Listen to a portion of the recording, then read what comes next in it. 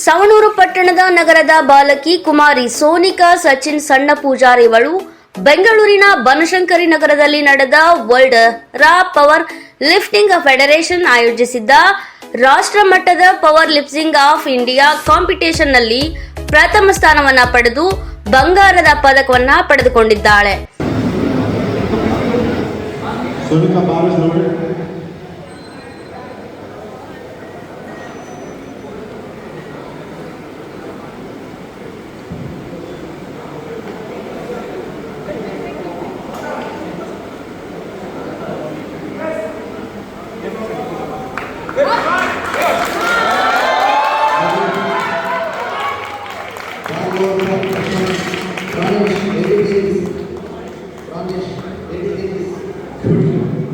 ಇವಳ ಈ ಸಾಧನೆಗೆ ಕ್ಷೇತ್ರದ ಶಾಸಕ ಯಾಸೀರ್ ಅಹಮದ್ ಖಾನ್ ಪಠಾಣ್ ತಮ್ಮ ಏಕ ಖಾತೆಯಲ್ಲಿ ಟ್ವೀಟ್ ಮಾಡುವ ಮೂಲಕ ಶುಭವನ್ನ ಹಾರೈಸಿದ್ದಾರೆ.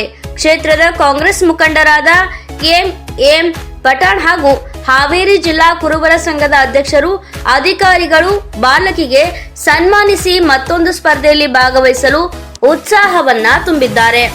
ವರದಿಗಾರರು ಮುನ್ನಾ ಗೌಡ್ಗೆರೆ, ಕರ್ನಾಟಕ ಬೀಟ್ ನ್ಯೂಸ್, ಹಾವೇರಿ ಜಿಲ್ಲೆ.